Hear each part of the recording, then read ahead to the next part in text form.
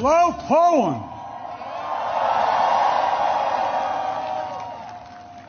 One of our great allies.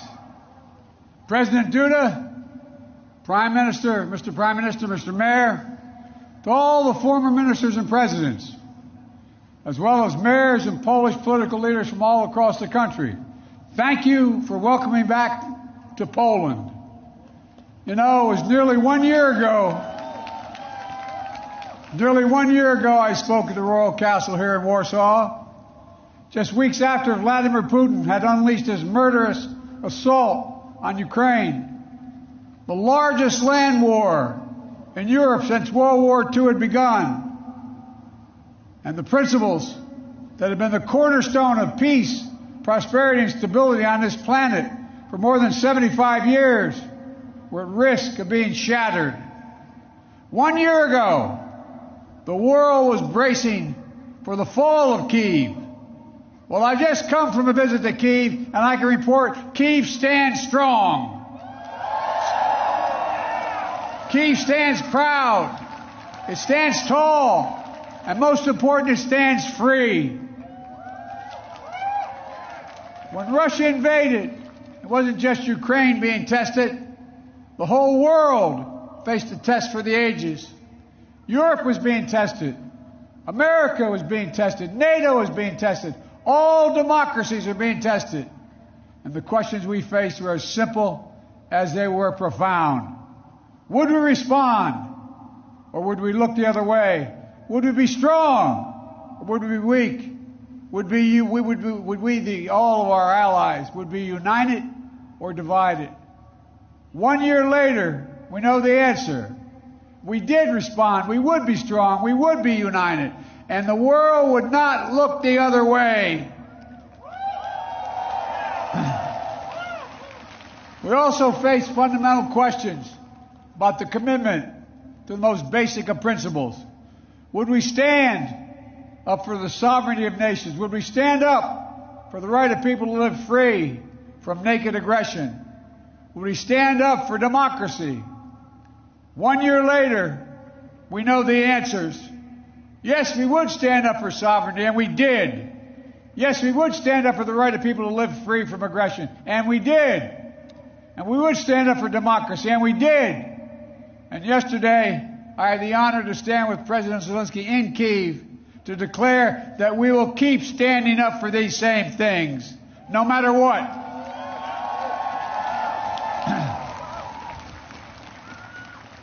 When President Putin ordered his tanks to roll into Ukraine, he thought we would roll over. He was wrong. The Ukrainian people are too brave. America, Europe, a coalition of nations from the Atlantic to the Pacific, we were too unified.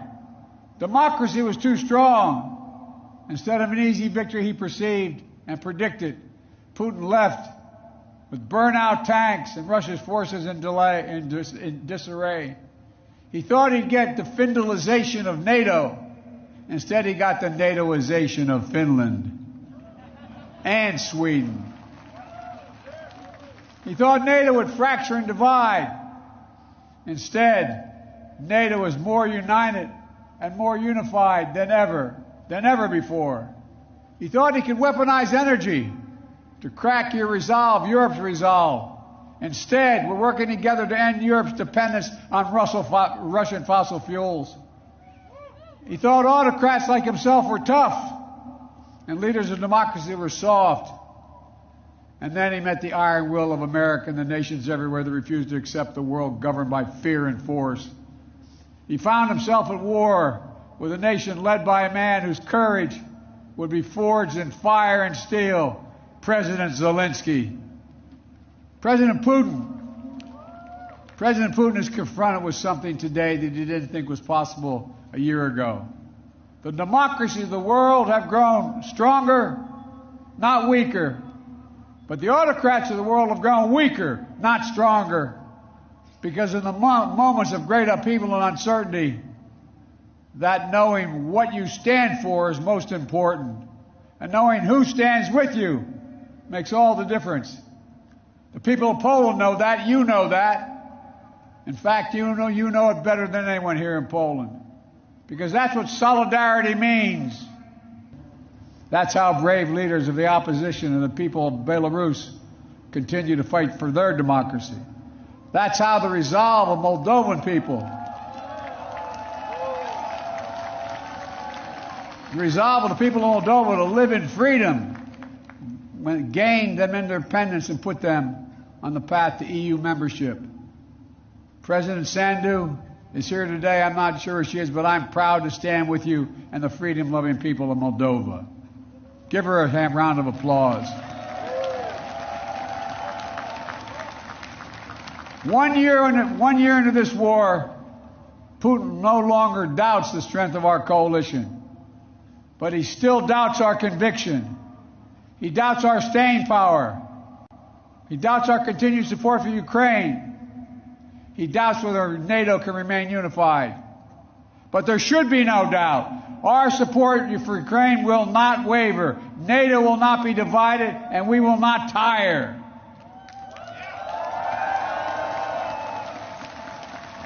President Putin's craven lust for land and power will fail, and the Ukrainian people's love for their country will prevail.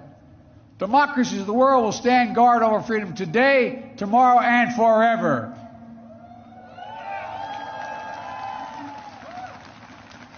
So that's what's at stake here. Freedom.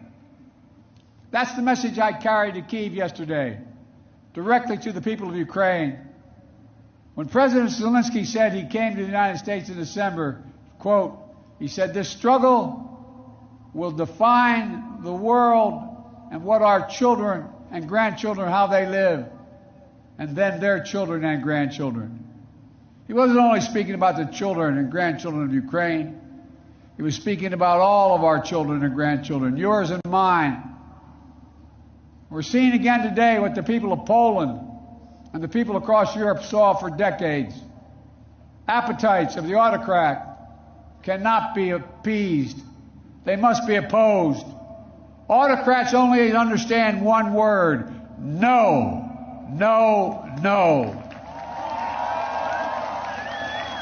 No, you will not take my country. No, you will not take my freedom. No, you will not take my future. And I'll repeat tonight what I said last year in the same place.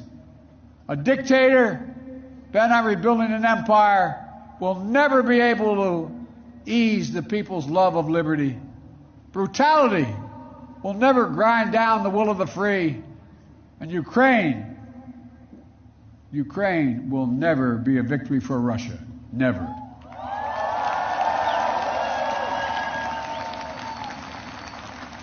For free people refuse to live in a world of hopelessness and darkness. You know, this has been an extraordinary year in every sense. Extraordinary brutality from Russian forces and mercenaries. They've committed depravities, crimes against humanity, without shame or compunction. They've targeted civilians with death and destruction, used rape as a weapon of war, stolen Ukrainian children in an attempt to steal Ukraine's future, bombed train stations, maternity hospitals, schools, and orphanages. No one can turn away their eyes from the atrocities Russia is committing against the Ukrainian people. It's abhorrent. It's abhorrent. But extraordinarily, as well, has been the response of the Ukrainian people and the world. 1 year after the bombs began to fall, Russian tanks rolled into Ukraine. Ukraine is still independent and free.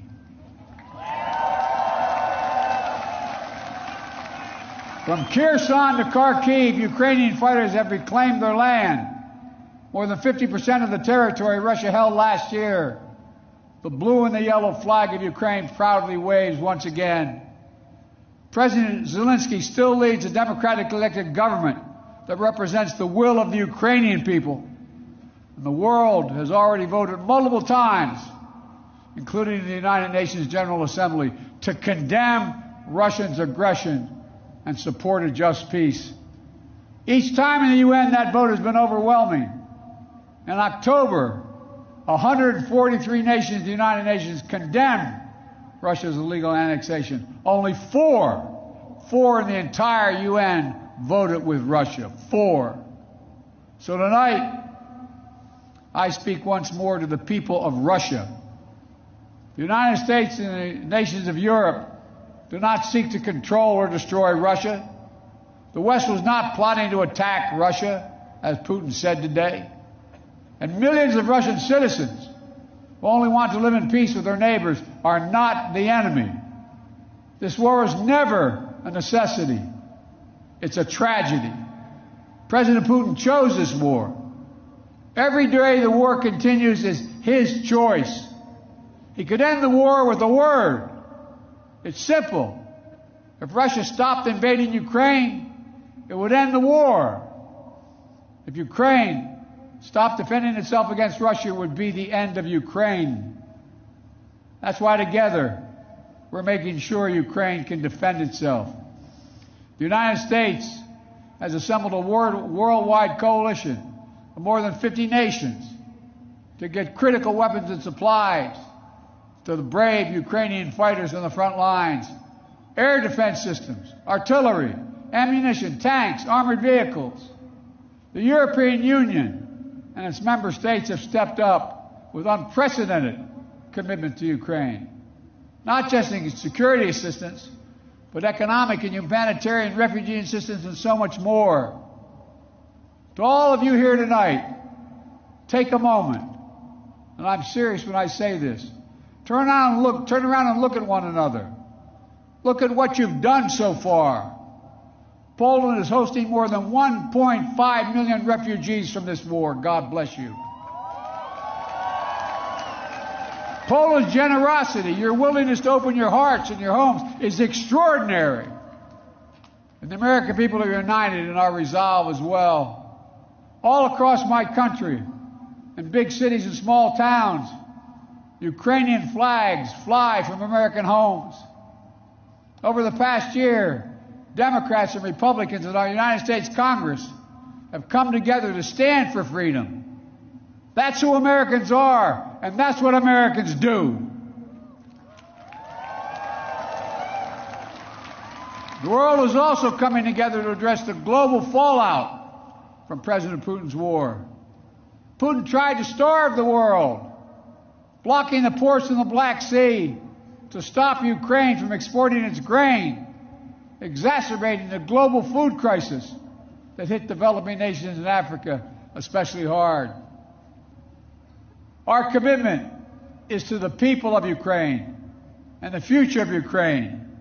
A Ukraine that's free, sovereign, and democratic. That was the dream of those who declared Ukraine's independence more than 30 years ago, who led the Orange Revolution and the Revolution of Dignity, who braved ice and fire in the Maidan, and the Heavenly 100 who died there, and those who continue still to root out Kremlin's efforts to corrupt, coerce, and control. It's a dream for those Ukrainian patriots who fought for years against Russia's aggressions in the Donbass, and the heroes who've given everything, given their lives in the service of their beloved Ukraine. I was honored to visit their memorial in Kyiv yesterday, to pay tribute to the sacrifice of those who lost their lives, standing alongside President Zelensky. The United States and our partners stand with Ukraine's teachers, its hospital staff, its emergency responders, the workers in cities across Ukraine who are fighting to keep the power on in the face of Russia's cruel bombardment. We stand with the millions of refugees of this war who found a welcome in Europe and the United States, particularly here in Poland. Ordinary people all across Europe did whatever they could to help and continue to do so. Polish businesses, civil society, cultural leaders, including the First Lady of Poland, who is here tonight, have led with the heart and determination, showcasing all that's good about the human spirit. Madam First Lady, we love you. Thank you all.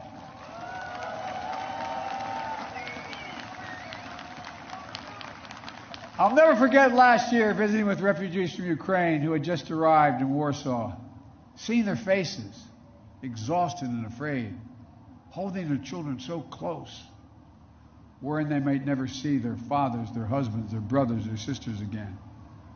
In that darkest moment of their lives, you, the people of Poland, offered them safety and light. You embraced them. You literally embraced them. I watched the looks on their faces. Meanwhile, together we made sure that Russia is paying the price for its abuses. We continue to maintain the largest sanction regime ever imposed in any country in history. And we're going to announce more sanctions this week together with our partners. We'll hold accountable those who are responsible for this war, and we'll seek justice for the war crimes and crimes against humanity continuing to be committed by the Russians. You know, there is much for us to be proud of over all that we have achieved together this past year. But we have to be honest and clear-eyed as we look at the year ahead. The defense of freedom is not the work of a day or of a year.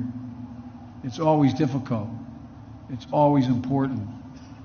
As Ukraine continues to defend itself against the Russian onslaught and launch counteroffensive of its own, there will continue to be hard and very bitter days, victories and tragedies. But Ukraine is steel for the fight ahead. And the United States, together with our allies and partners, are going to continue to have Ukraine's back as it defends itself.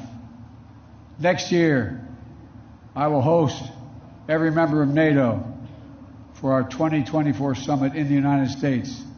Together, we'll celebrate the 75th anniversary of the strongest defensive alliance in the history of the world, NATO.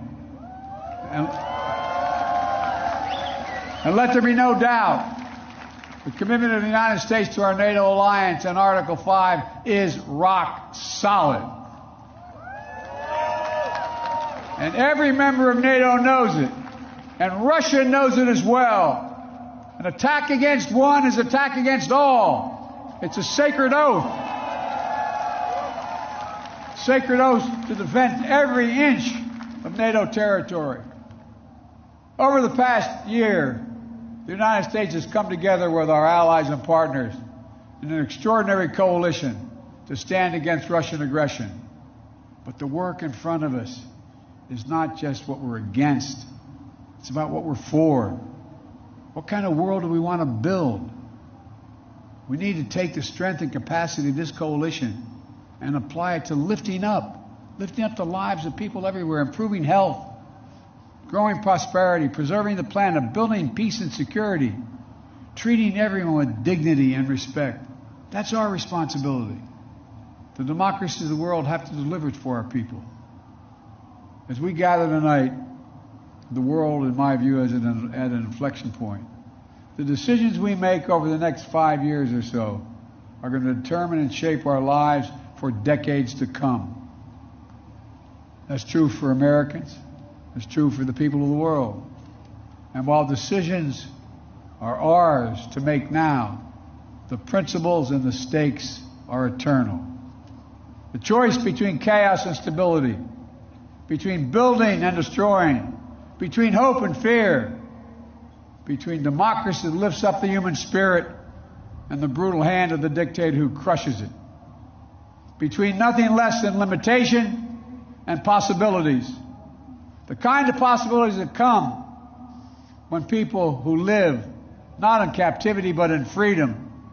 Freedom. Freedom. There is no sweeter word than freedom. There is no nobler goal than freedom. There's no higher aspiration than freedom. Americans know that, and you know it. And all that we do now must be done so our children and grandchildren will know it as well. Freedom. The enemy of the tyrant and the hope of the brave and the truth of the ages. Freedom. Stand with us. We will stand with you. Let us move forward with faith and conviction and with an abiding commitment to be allies, not of darkness but of light, not of oppression but of liberation, not of captivity but yes, of freedom. May God bless you all. May God protect our troops. And may God bless the heroes of Ukraine and all those who defend freedom around the world. Thank you, Poland. Thank you for what you're doing. God bless you all.